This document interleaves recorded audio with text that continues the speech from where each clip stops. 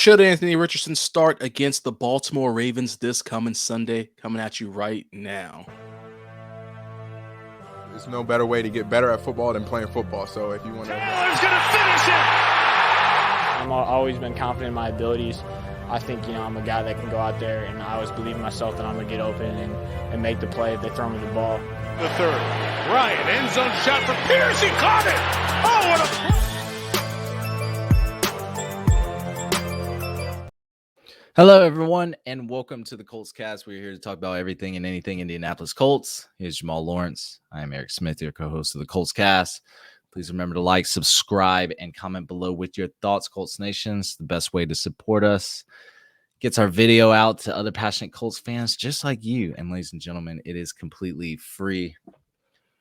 Look, one more shout out today. This episode is brought to you by Manscaped. Football season is back, and you know what that means. Touchdown dances, Sunday tailgates, and epic fantasy showdowns. But fellas, let's not forget the real MVP of the season. Introducing the all-new Beard Hedger Pro Kit by Manscaped, your ultimate luxury beard grooming experience. This kit is your secret weapon for staying sharp on and off the field. Don't fumble this opportunity. Head to manscaped.com and elevate your grooming game with the Beard Hedger Pro Kit.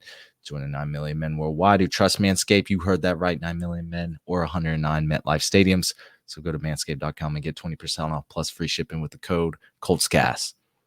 Beard Hedger Pro Kit is a grooming powerhouse built for precision and style, just like your favorite quarterback, Anthony Richardson. This kit tackles beard touch-ups effortlessly, ensuring you're always prepped for the next play. Plus, it has compact design for easy portability. Get 20% off and free shipping with the code COLTSCAST at manscaped.com. That's 20% off with free shipping at manscaped.com and use code COLTSCAST. Your grass is not artificial. Keep it shaved with Manscaped. All right. Let's get right into it. Today, we are diving head first into a puzzling situation. Quarterback situation for the Indianapolis Colts. As we enter week 3, Anthony Richardson is in the league's concussion protocol. We are recording on a Thursday evening. So he is still in concussion protocol. If you watched the last game, you saw he went into that blue tent in the second quarter. Sometime after that second touchdown, after he took that end zone hit, Michael Pittman, he said he didn't see him.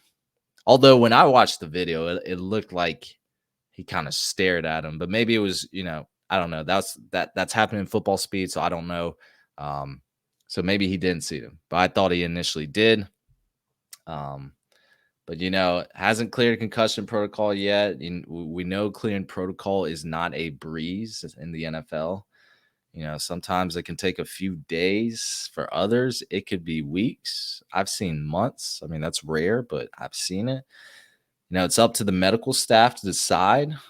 But today we pose a question to all of Colts Nation.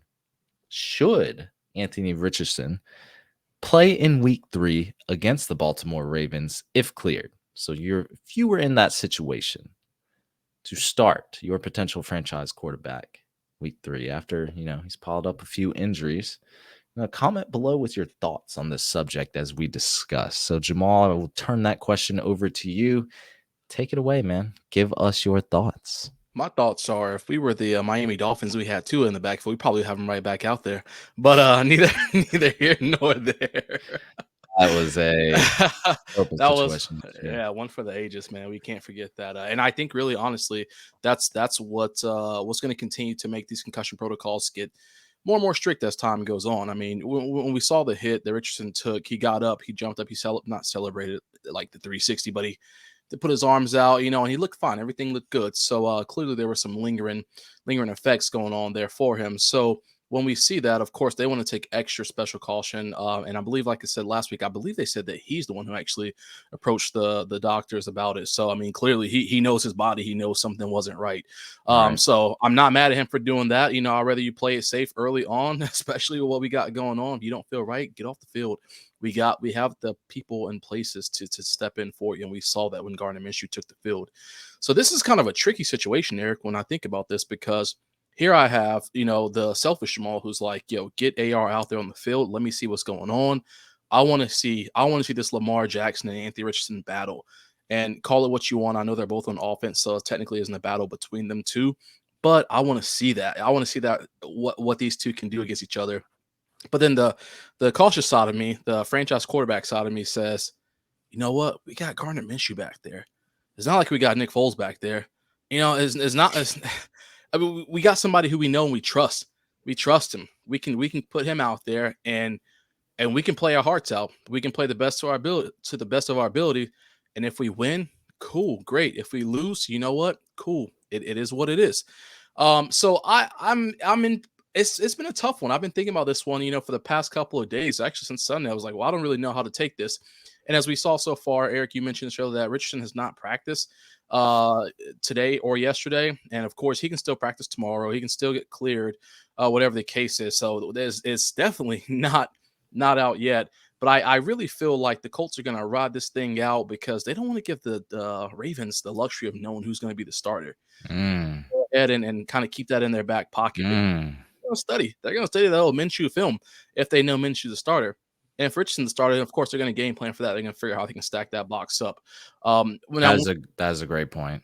Yeah, so I really think that the Colts are going to try to, keep this in their back pocket until the very last minute. But when I think about the situation, and if Gardner Minshew was a step in there, if Gardner Minshew was the starter for us, I'll tell you why I wouldn't be upset about it. We're talking about somebody who came in the second quarter for us, finished the game off with a stat line of 19 of 25, 171 yards, 1 touchdown, average 6.8 per pass with that. That's good numbers. And led us to the most important thing, the W. He came in the game, it was 14. Right. It's not like he came in and it was 28 to 28 to 10. So he came in and still had to produce for us. And then I think about the Ravens defense for a second. I mean, we saw their play against the mighty Joe Burrow and Cincinnati Bengals last week. Of course, the Cincinnati Bengals are looking like a shell of themselves right now. But the Cincinnati Bengals did not allow a single sack. Joe Burrow only got hit one time. Joe Mixon carried the ball for 4.5 yards per carry against them. Our offensive line has been playing pretty good. I think we let up 4 sacks so far this year. Bernard Ryman, we post something on Twitter just about him. He has zero pressures right now. I like to hear that. So I think that when we have Minshew back there at a time like this, we are in good hands. Our offensive line is playing better than they were last year. And I'll have to go back to look at every single sack to see whether those are all truly calls by the offensive line, or maybe it was a scramble left or right that kind of play broke down where Anthony Richardson got hit. But I think that Gardner Minshew could step right in there and pick up where he needs to. Eric, my next point is this. When I think about Gardner Minshew, he did not play. I read this earlier. He did not play a single snap last week. So he wasn't prepared. He didn't plan on coming out there and playing on Sunday, obviously. He didn't play a single. You mean he didn't practice? The practice. Yeah. He didn't practice during the week. Yeah, sorry. I didn't mean to say play, but practice. So he came out there in the second quarter and showed that he can get out there and do this thing. Didn't waste any time. This week, he's going to get a chance to play with the ones, or practice with the ones every single day leading up to, I don't know, possibly Sunday. So he's going to get that rhythm back that he had when he was playing with the first group during the summer. So I think there are a few chances for Gardner Minshew to come in there and step up. And not to mention, last but not least, Ryan Kelly still in the concussion protocol as well. So that means Wesley French will probably be the center for us. I had a feeling that Wesley French was probably going to feel more comfortable with a vet quarterback behind him, underneath him at center, or just in the shotgun, than having Anthony Richardson back there. I don't know that for sure, but I would just think for the comfortability purposes, I would feel a little better with my veteran quarterback there who kind of knows this system. He's been in it. So why not have him back there to kind of take a little bit of stress off your shoulders, because the center spot is a very important one. So I say all this, Eric, to say that if it were up to me right now in this very second, I got to put Gardner Minshew out there to start on Sunday. I got to do it. Yeah, you mentioned the other injuries. I mean, we got Ryan Kelly out. Quinn Nelson, he's got a toe injury. He did not participate 2 days in a row. Kenny Moore went from limited to do not participate, so he's got a knee injury. And Grover Stewart's been limited. Probably okay. Maybe not, though. We don't know. I would like him to get a full practice in, Friday, and I would feel good about it. But if he doesn't, that's a game time decision. Look, we got a couple of injuries for a lot of great players on our team, including Anthony Richardson. I mean, the fact that he even self-reported it speaks volume to his character. It's all about integrity, man. He could have ignored it and continued playing, which could have crippled his long-term health. We don't want that. So I'm not going to regurgitate what you just said. I'm just going to tell it straight up. If he is not 100% come Sunday, 100% cleared, symptom-free. Medical staff said you are good to go. I don't even want a 90% Anthony Richardson. He has to be a full 100% before I say, yeah, he's good to go. The last thing I want is someone like Roquan Smith just smashing this man into the ground, making his injury worse, worsening that concussion. This is the second time he's had an injury scare. We're only through 2 weeks, and at the end of every week, we're like, oh, is Anthony Richardson okay? We don't need to be doing that with our quarterback, right? Like every week, like what's going to happen when it's a third week in a row? Then we're starting to talk about, oh, is he injury prone? We're going to start pointing fingers at Shane Steichen, the coaching staff. Is our medical staff, competent? I don't even want to go down that path. So yeah, like you said, Jamal, I'm leading towards that Gardner Minshew. He's got the stats to back it up. He's a good backup. I mean, complete 76% of his passes. And, Shane Steichen, he's got a bag for his playbook for Anthony Richardson. He's also got a bag for the Gardner Minshew offense. I mean, we saw it. They were fine, once Gardner Minshew stepped in. Completed a high completion percentage passes. Like, I am down for that. Maybe we start taking shots downfield, get Alec Pierce more involved, even maybe Josh Downs. Josh Downs was a downfield threat at UNC. Like there are things we can do that we haven't even seen yet from Steichen's offense. So look, I'm right there with you, Jamal. If he is not 100%, I do not want him out here. No 98, no 78, no 50. Because I'm hearing rumblings that Jim Bob Cooter, he does not want to limit the QB run game at all. They said that's a part of Anthony Richardson's identity. He did say, he's got to find a way to protect himself to minimize risk, which is fine. But that's a part of Richardson's game. That's one of the reasons we drafted him. That's one of the reasons we paired Steichen up with him. So, I was worried they might scale that playbook back. Looks like they have no plans unless, they're throwing smoke out, just to put the Baltimore Ravens on point.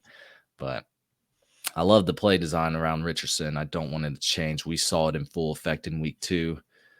Can't take that out of the equation. It's one of the biggest parts of his game. If he is not 100%, if we don't hear something tomorrow, like I don't want this man to be a game time decision Sunday. Like we don't need that. If it's a game time decision, let him sit. I think that wraps it up, right? 1,000%. Yeah. If this were a divisional game where we knew, and that, I mean, even honestly, I can't even say that with a straight face to say, even if this was a divisional game where all the chips are, on the table, because Minshew, again, Minshew is not just a backup quarterback. He's not just a second string quarterback for you. This dude could be a starter. We've seen that. We've seen that throughout his career. He stepped in when he needed to, and we saw on Sunday. Yeah. So I don't even know. I mean, even if this were a big decision game for us, where it was a divisional rival, playoff. What if his playoffs were on the line? Yeah, like I mean, composure is composure. I don't know if anybody can on this Colts squad can do composure quite like Gardner Minshew can. Nothing against Anthony Richardson at all, because when Richardson is on that field, it's explosive, it's fast, it's moving. But you notice the shift in tempo whenever Minshew's out there. It goes from boom up here, Richardson, to leveling itself out once Minshew gets on the field. So it's a different kind of composure he has. So I am not mad at our situation right now. I guess is what I'm trying to get at. He can sit on left bench, get that rest that he needs, and I will not lose a bit of sleep come Sunday at 1:00 or 4:00 once the game is over. Safety first, right? Absolutely. So let's put his health first. But I do want to see what you all think. Should they play Anthony Richardson? I mean, there's a lot of factors that are in this, so feel free to elaborate on your decision. Should they play Anthony Richardson? Does he have to be 100%? Should they just sit him? Keep the Baltimore Ravens on their toes, but still sit him. Let us know. Because I don't know. It seems like a clear-cut decision from the Colts cast that we would just prefer to have Gardner Minshew in there. Yeah. But I'm open-minded. I would want to see other thoughts or if you agree with us. So please let us know. it still should be a fun matchup, even with Minshew in there. Of course, like Jamal was saying, I would love to see the QB battle. The NFL, a lot of times, are always about the QB battle. I feel like we have that QB to cheer on now. But again, long term, big picture. That's right. Got to see it through. So let us know your thoughts. That's going to be it for us, everyone. Thank you for listening to the Colts Cast. We're live on Apple Podcasts, Spotify, YouTube, or any platform you use to listen to podcasts. We'll be back next time to give you some more Indianapolis Colts content. Take care. Take care. Enjoy the game on Sunday.